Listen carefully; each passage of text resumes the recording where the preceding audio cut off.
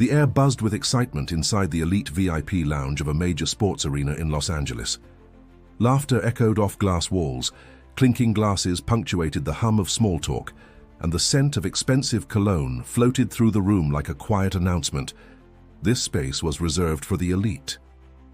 Cookie Johnson, elegant and composed, stepped through the entrance, her heels clicking against polished marble. Her dress shimmered subtly under the lights, understated yet unmistakably couture. She walked with quiet confidence, like someone who knew she belonged anywhere she chose to be. But then it happened. A woman in a black blazer, earpiece tucked behind her ear, approached. Her smile was tight, her tone clipped. "Excuse me, ma'am," she said, placing herself directly in Cookie's path. "This area is restricted to VIP guests only." Cookie paused. "I'm aware," she replied gently. The woman's eyes scanned Cookie from head to toe. No visible badge, no entourage, no recognizable celebrity face. "I'm going to have to ask you to step out unless you have a pass or are accompanying a listed guest." Cookie's eyes didn't flinch, but something inside her recoiled. She opened her clutch and produced the pass, sleek, embossed, indisputably authentic. The woman barely glanced at it before murmuring, "Thank you," and stepping aside, her voice now edged with discomfort. Cookie moved on, but the sting lingered. It wasn't the words, it was the tone, the assumption. The gatekeeping dressed in professionalism. She'd faced it before, in boutiques, hotel lobbies, boardrooms, but it never lost its weight. If you're already hooked, don't forget to hit that subscribe button for more powerful stories like this one. Your support helps us bring more voices, more truth, and more inspiration to the screen. Across the room, faces turned away from the exchange, pretending not to notice. Others whispered, curious. But Cookie's poise didn't falter. She found a quiet corner, settled into a chair, and exhaled.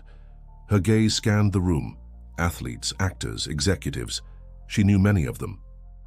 She had shared tables, stories, and history with more than a few. Still, that woman hadn't seen her. Not really. Moments passed, then a subtle shift occurred. From the opposite side of the lounge, Magic Johnson caught sight of her. Towering, charismatic, his laughter filled spaces naturally. But it stopped the moment he saw the tight line of Cookie's shoulders, the way her smile didn't quite reach her eyes. His expression changed. Not loudly, not theatrically. Just enough. Enough to signal that something was off.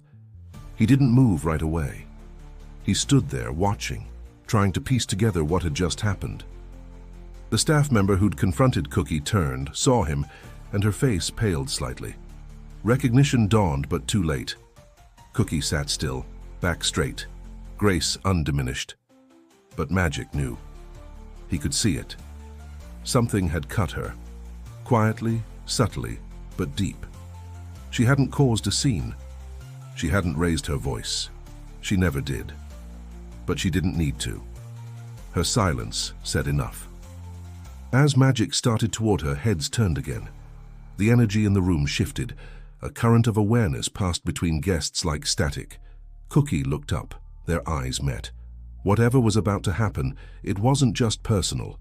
It was about every woman who had ever walked into a room and been told without words that she didn't belong. And Magic Johnson wasn't about to let that stand. Magic Johnson had never been the type to back down from a moment that mattered. And tonight, in that glittering VIP lounge filled with power and performance, his reason was clear. Cookie, his wife, his anchor, had been wronged, subtly but unmistakably. It wasn't just about the access pass, it was about presence, about being seen, respected, acknowledged. He walked slowly at first, each step deliberate. Conversations around him hushed. The chatter faded, replaced by a quiet curiosity. People noticed when Magic moved. His presence was magnetic, commanding. But this was different. He wasn't smiling. He wasn't here to entertain or schmooze. He was moving with purpose, and the atmosphere followed suit. Cookie saw him coming, but she didn't rise. She didn't need to. Her calm held its own power. They had learned over the years to speak without words. This was one of those times. As Magic closed the distance, the staff member from earlier backed away. Her eyes dropped. She knew. Everyone around them knew. And still no one said a thing. because it was never about what was said, it was always about what was done. Before he reached Cookie, a flicker of memory caught in Magic's mind. Images from their past. Detroit, Lansing, two teenagers navigating a world that often didn't expect much from them. Long before NBA lights and business empires, there was just Cookie and Irvin chasing dreams, sharing burdens, lifting each other. He remembered walking her to class when she felt unwelcome, defending her from professors who spoke over her brilliance. He remembered the way she held him steady through scandals, sickness, and spotlight, the quiet backbone of their story. And now, here they were, still navigating spaces that questioned who belonged. Magic stopped in front of her and looked into her eyes. "You good?" he asked softly. She nodded. Not because she was, but because she would be. He turned slightly, letting his gaze sweep the room. Eyes met his and then dropped. The room had gone still. People were watching, waiting. This wasn't anger.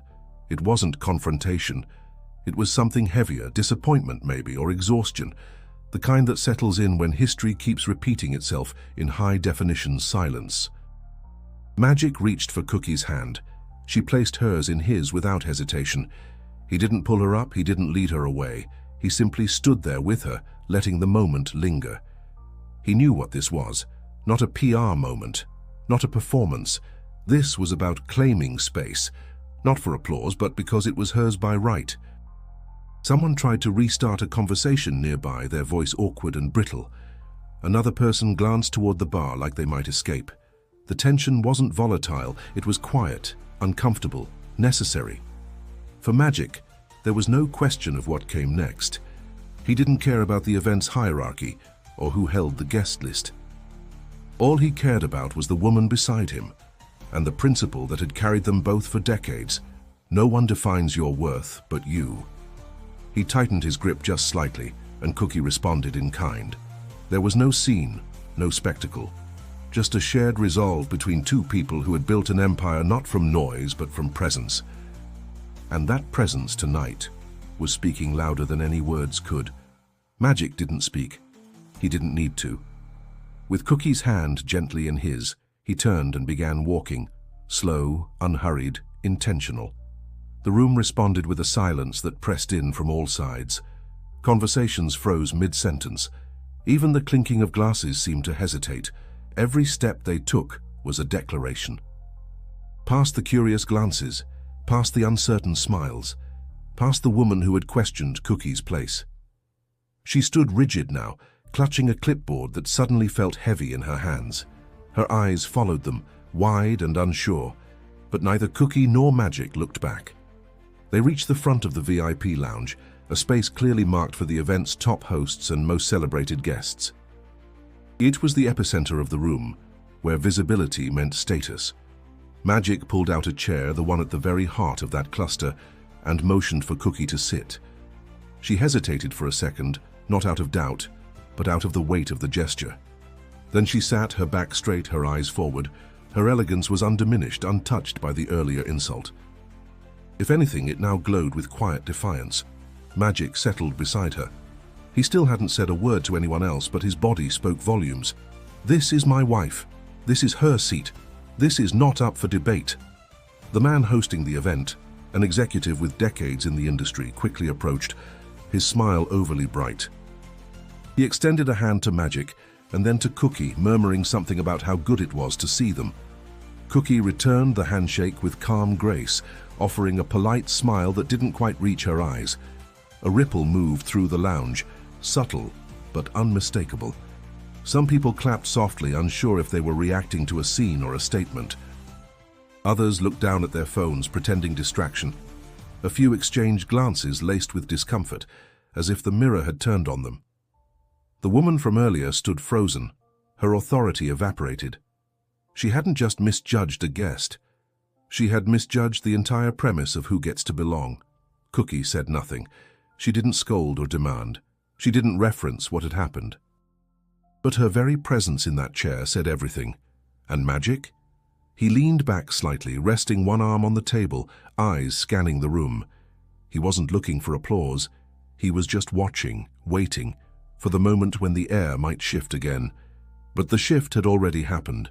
Around them, the mood was changing, not with fireworks, not with confrontation, just with the undeniable fact that something powerful had been corrected, not with rage, but with certainty. Cookie felt the weight of it too. The initial sting of the earlier moment still pulsed faintly, but now it was layered with something stronger. Pride. Not the flashy kind, the deep, grounded kind. The kind that says, "I will not ask for your permission to exist." She rested her hand gently on Magic's knee beneath the table, a silent thank you, not just for the gesture, but for understanding exactly what needed to be done. For a long moment, no one in the lounge spoke, and in that stillness, something lasting was said. It didn't take long for the moment to ripple beyond the lounge. Within minutes, discreet snapshots and short videos surfaced on social media, Magic leading Cookie to the front, the silence that followed, the quiet authority of presence. A few posts were cryptic. Magic just shut the room down with elegance. Others were direct. Cookie Johnson just redefined what grace under pressure looks like. Then came the hashtags, respect her presence, Magic and Cookie. You belong here. The story caught fire.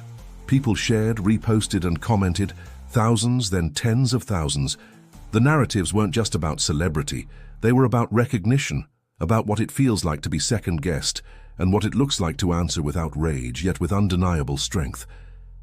In cities across the country, from coffee shops to classrooms, the video became a moment of conversation. On the timeline, one comment stood out, "That look on her face. I've seen it in my mother, my sister, my wife." That quiet burn when someone tries to shrink you. Black women especially began to share their own experiences, being asked if they were in the right line at luxury stores, mistaken for staff at their own events, looked past in rooms they'd earned the right to be in. Cookie became a mirror for so many, someone who didn't flinch, who didn't perform for acceptance, who simply existed in her fullness. The organizers of the event noticed. Calls were made. The lounge manager received more than one message from higher-ups. Damage control was the unspoken order of the day. By morning, a public statement appeared on the event's official page. It acknowledged the incident in vague terms, praised Cookie and Magic for their grace, and emphasized the lounge's commitment to diversity and inclusion. But by then, the internet had moved beyond apologies. The people had already decided what the moment meant. Cookie read the statement without much reaction. She had seen apologies before, some sincere, some performative. This one felt more concerned with reputation than accountability. Later that day, she opened her laptop and began typing. Not a rebuttal, not a rebuke, just a message from the heart. She wrote about dignity, about how some spaces still resist certain kinds of presence. She wrote about how silence can speak louder than shouting. About how she didn't need validation to know her worth, but how every time someone is publicly diminished, it chips away at something collective. Her post ended simply, "I didn't sit in that chair to prove anything. I sat because I never left my place to begin with." The comments flooded in. Affirmations, stories, tributes. One user wrote, "You didn't just sit. You stood for all of us." Another said, "Your stillness was thunder." In the days that followed, Cookie was invited to panels, podcasts, interviews, but she declined most. She hadn't acted to be seen. She had acted because silence, when wrapped in truth, sometimes shakes the ground more than any shout ever could. And yet the ground had shifted. Women gathered in churches and community centers, not to protest but to discuss presence. Schools talked about it in classrooms. Leaders referenced the moment in speeches. It wasn't about celebrity, it was about symbolism. Cookie hadn't set out to start a movement. She had just refused to be moved. And in doing so, she gave others permission to stay grounded in their own space, their own story, their own right to belong. The impact didn't end in the digital world. Across communities, Cookie's silent stance had become a subject of reflection. In churches on Sunday mornings, pastors referenced her dignity. In classrooms, teachers played the clip to prompt conversations on identity and visibility. And in beauty salons and family kitchens, her name was spoken with pride, as if her grace had opened a door that had always been there but never quite recognized. Cookie and Magic didn't seek attention after that night, but attention found them anyway. One afternoon, as Cookie stood in her kitchen pouring tea, her phone buzzed. An invitation. A National Women's Leadership Forum wanted her to speak, not as Magic Johnson's wife, but as herself, as someone who had modeled what it meant to walk with quiet confidence through noise, resistance, and dismissal. She read the email twice, then she smiled softly. Later that evening, she and Magic sat on their back patio, the Los Angeles skyline glowing in the distance. The air was cool, and the quiet between them was easy. "I saw your post," Magic said, his voice low. Cookie looked over. "Yeah?" He nodded. "I should have walked over sooner." She reached for his hand. "You came when it mattered." There was a pause, not of tension, but of understanding. They had weathered much together. Headlines, health scares, business battles, moments like this. What remained after it all was this quiet loyalty, this shared knowing. "I just hate that it still happens," he said, "that you're still made to feel like you need to explain yourself."